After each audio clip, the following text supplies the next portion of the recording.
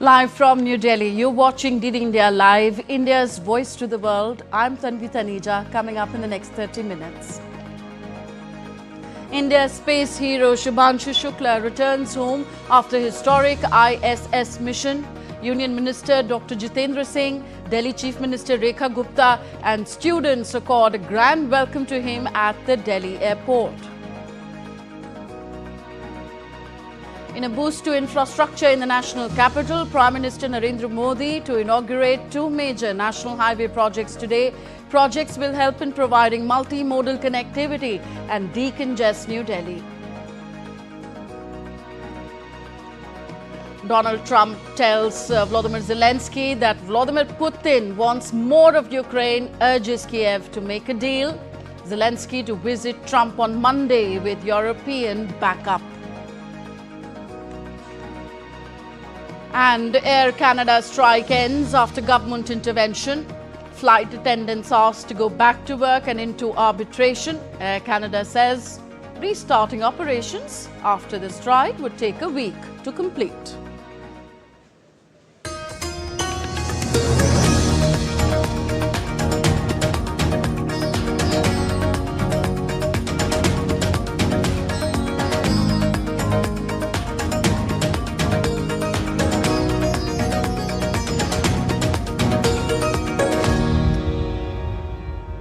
India's space hero, Group Captain Shubhanshu Shukla returned home to a rousing welcome. Applause, pride and the tricolour filled Delhi's international airport as he reunited with his wife Kavna, his young son and an emotional crowd. Science and Technology Minister Dr. Jitendra Singh, ISRO Chairman Dr. V. Narayanan and Delhi Chief Minister Rekha Gupta joined in to honour the astronaut whose journey to the International Space Station etched a new milestone in India's space story.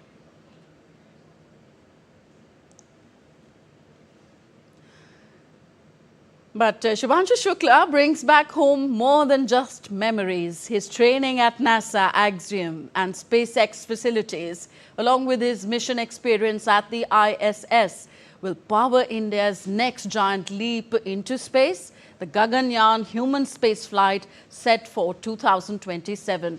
The roadmap is ambitious, a Bharatiya Antariksha Station by 2035 and a crewed mission to the moon by 2040.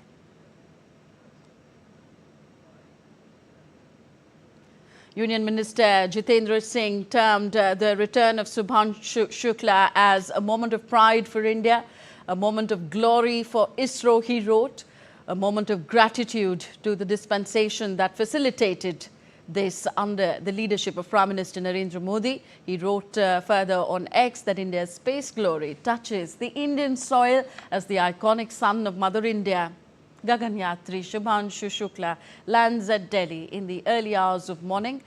Accompanying him, another equally accomplished Group Captain Prasant Balakrishnan Nair, one of the astronauts selected for India's first human mission Gaganyaan, who was India's designated backup for the mission to the International Space Station, ISS. Prime Minister Narendra Modi will inaugurate two major national highway projects worth nearly 11,000 crore rupees in Delhi on Sunday. The projects include the Delhi section of the Dwarka Expressway and the Alipur-Dechau-Kala stretch of the Urban Extension Road 2 project. Both initiatives are part of the government's broader plan to decongest the national capital, enhance multimodal connectivity and reduce travel time across the national capital region. The government initiatives like the National Logistics Policy, Gati Shakti, Goods and Services Tax GST and Logistics Parks are modernizing infrastructure and cutting costs across sectors. The government's push for infrastructure development and digitalization has further accelerated growth, establishing India as a key logistics hub in Asia. The National Logistics Policy, NLP, was launched in September 2022 to create a more seamless logistics ecosystem by improving efficiency and reducing logistics cost. PM Gati Shakti scheme was launched in October 2021 to integrate different modes of transport into a coordinated network. The scheme symbolizes the focus on faster seamless and ambitious infrastructure. India's logistics sector was valued at $215 billion in 2021. It is well positioned for strong growth with an expected compound annual growth rate of 10.7% till 2026. India's Foreign Secretary Vikram Misri will visit Nepal on an official visit from Sunday. The Indian Foreign Secretary will be visiting Nepal at the invitation of the Foreign Secretary of Nepal, Amrit Bahadur Rai. During his two-day visit, the Indian Foreign Secretary is expected to discuss with his counterpart issues to enhance areas of cooperation in border security, air flights and the power sector, among others. India and Nepal share strong, friendly ties which have seen concrete progress in recent years in diverse areas of cooperation. India attaches high priority to its relations with Nepal under its Neighbourhood First policy. Foreign Secretary's visit continues the tradition of regular high-level exchanges between the two countries and will be an opportunity to further advance bilateral ties between the two neighbours. Chinese Foreign Minister Wang will be on a two-day visit to India from Monday. Member of the Politburo of the Communist Party of China and the Chinese Foreign Minister visits India at the invitation of National Security Advisor Ajit Doval. During his visit, Wang will hold the 24th round of the Special Representatives talks on the India-China boundary question with India's Special Representatives NSA Ajit Doval. India's External Affairs Minister Dr. S. Jaishankar will also hold a bilateral meeting with his Chinese counterpart in New Delhi.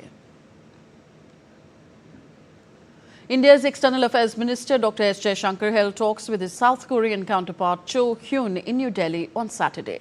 Discussions focused on advancing bilateral cooperation in trade, manufacturing, maritime and people-to-people exchanges, as well as new opportunities in AI, semiconductors, clean energy and defense.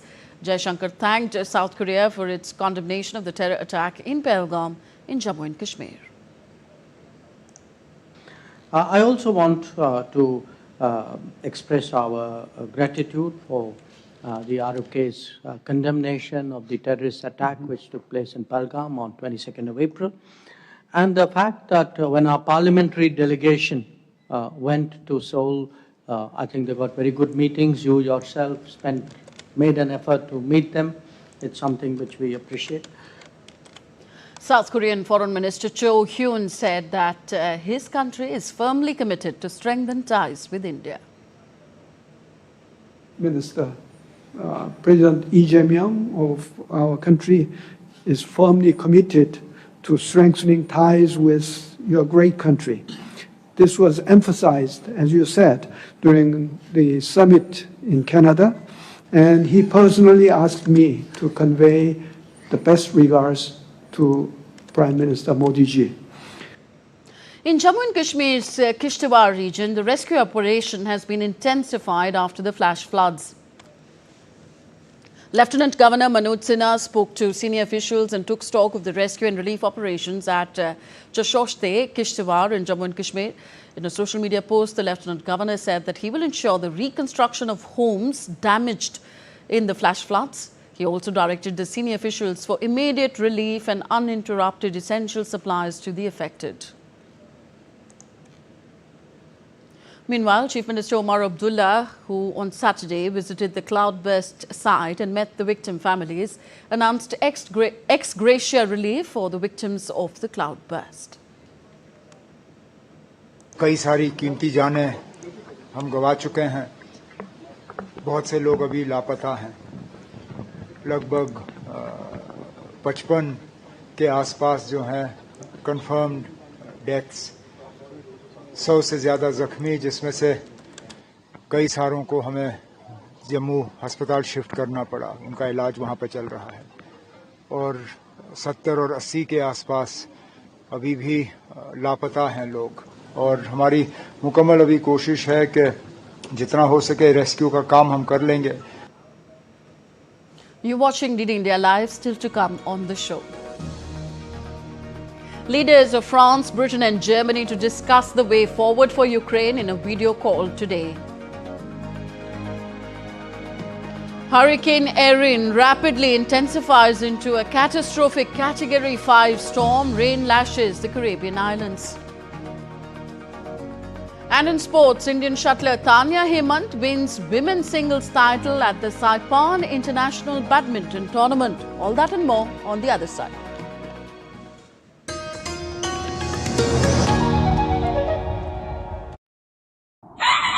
स्वागत आहे to magnetic Maharashtra.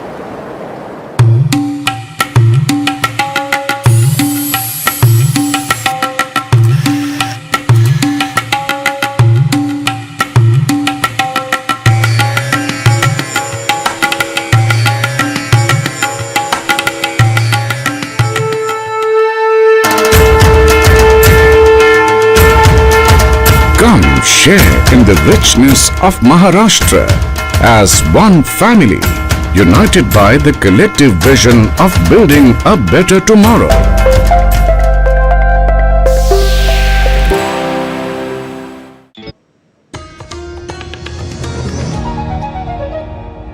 Welcome back. You're watching DD India Live. I'm Tanvi Taneja. US President Donald Trump on Saturday dropped his push for a ceasefire in Ukraine in favor of pursuing a full peace accord. This is a major shift announced hours after his summit with Russian President Vladimir Putin yielded no clear breakthrough. Prior to the high-stakes meeting in Alaska, securing an immediate cessation of hostilities had been a core demand of Donald Trump. He'd even threatened severe consequences on Russia and European leaders. The shift away from ceasefire would seem to favor Putin, who has long argued for negotiations on a final peace deal.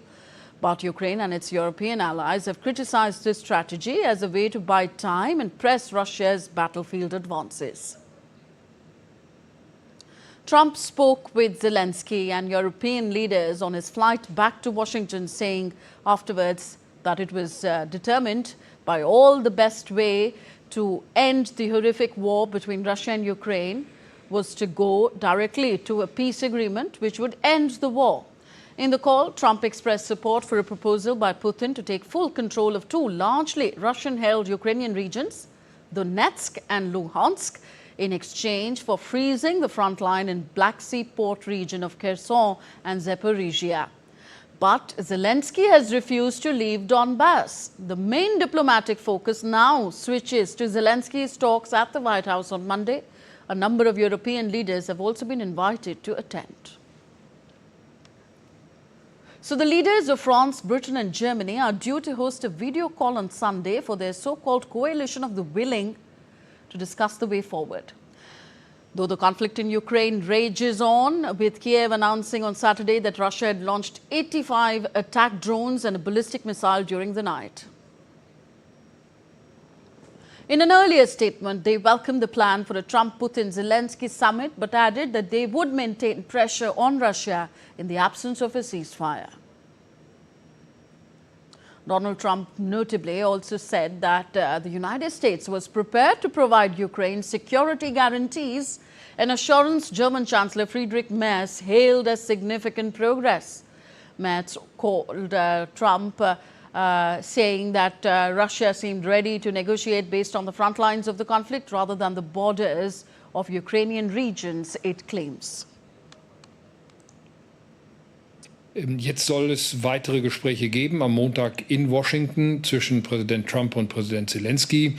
Dann möglichst bald ein trilaterales Treffen, also mit den 3 Präsidenten Trump, Zelensky, Putin, um dann ein schnelles Abkommen herbeizuführen. Wenn das gelingt, ist das mehr wert als ein Waffenstillstand, der möglicherweise über Wochen andauert, ohne weitere Fortschritte in den politischen, diplomatischen Bemühungen. Back in Moscow, Vladimir Putin said that his summit talks with Trump had been timely and very useful. In a televised meeting of senior officials in Kremlin, Putin said Russia respected the US position on the Ukraine conflict, which he said Moscow seeks to end peacefully. While in his post-summit statement in Alaska, Putin had warned Ukraine and European countries not to engage in any behind-the-scenes intrigues that could disrupt what he called this emerging peace process. We talked about almost all areas of our cooperation. But first of all, of course, we talked about possible settlement of Ukrainian crisis on a fair basis. And of course, we had the opportunity, which we did, to talk about the genesis, cause of this crisis, and it is the elimination of these root causes that should be the basis of for a settlement. On to North America now. The Canadian government intervened on Saturday to end a strike by Air Canada cabin crew members that saw hundreds of flights cancelled and triggered summer travel chaos for the carrier's 130,000 daily passengers.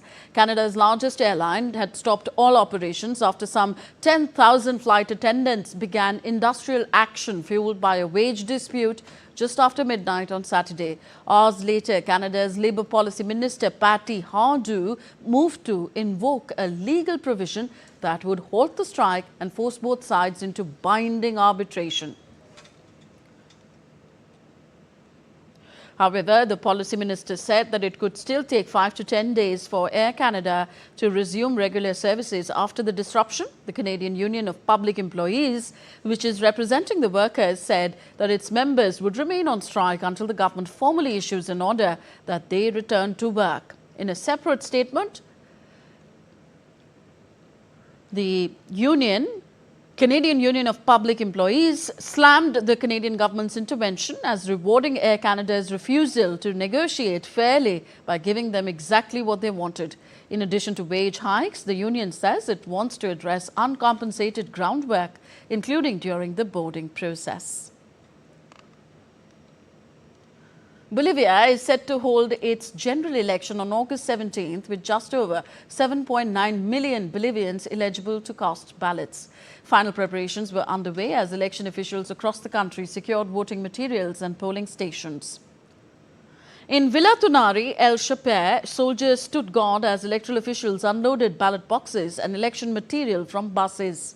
The country's deep economic crisis is top of the mind for voters amidst inflation and fuel shortages. The election comes amid unprecedented political fragmentation.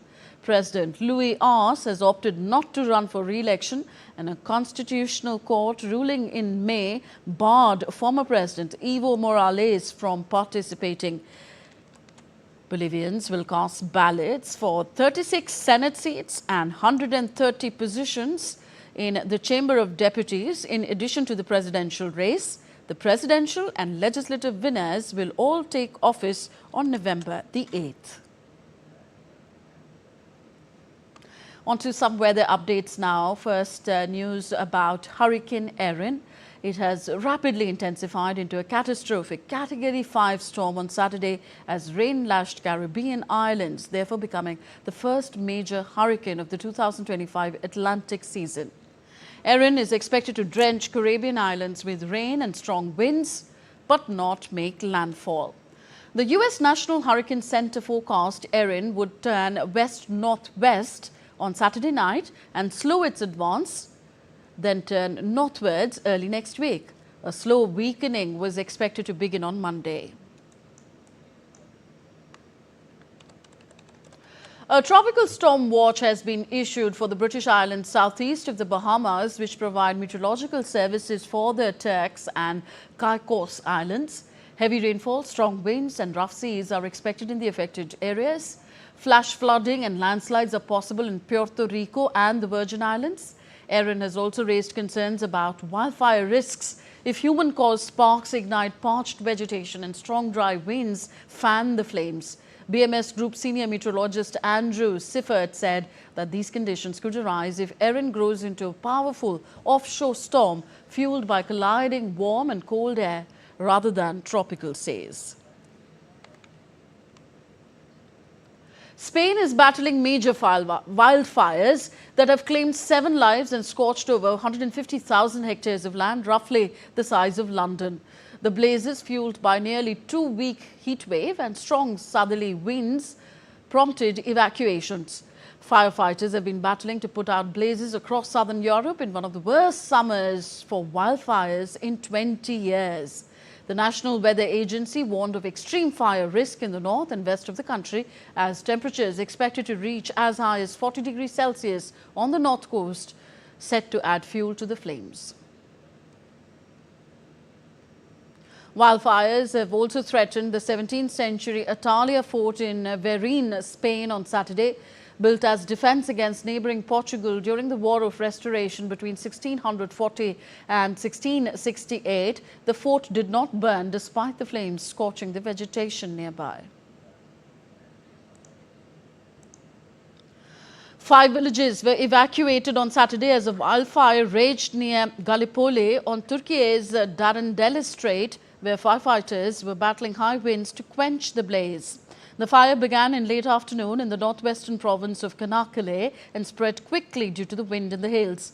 Water tankers, fire trucks, bulldozers and firefighters have been deployed to contain the wildfire.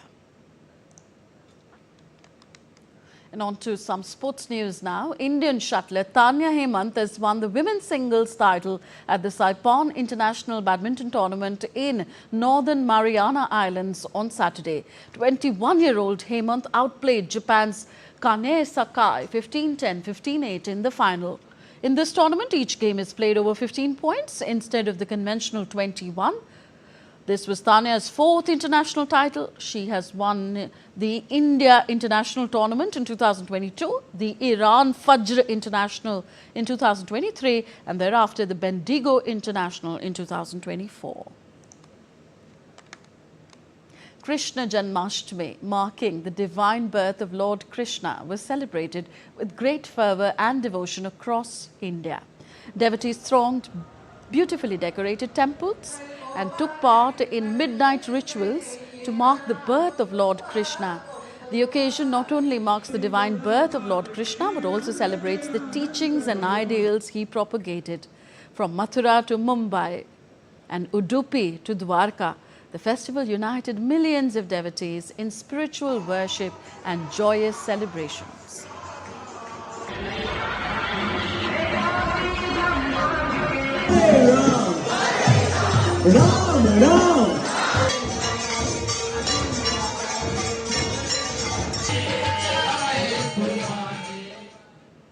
The festival of Janmashtami was also celebrated by the Indian community in Cyprus, symbolizing the triumph of righteousness, devotion and harmony. The festival was celebrated with religious fervour, including prayers, bhajans and other rituals in temples and homes. Janmashtami provides an opportunity for the Indian community in Cyprus to connect, share their traditions and foster a sense of unity.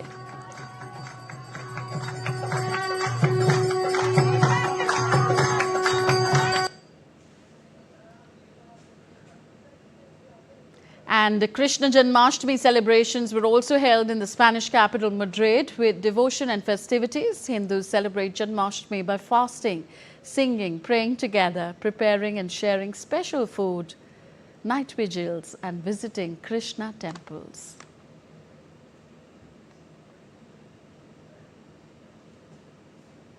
A night filled of spirituality and devotion in India. That's all for this edition of DD India Live. Do let us know your thoughts on the news of the day. Connect with us on our different social media handles at DD India Live. And for those on the go, you can also download our DD India mobile app for quick news and updates from India and the world on the go. We'll be back with more news as it breaks here on DD India. I'm Tanvi Taneja from all of us here in New Delhi. Thank you for watching. Namaskar.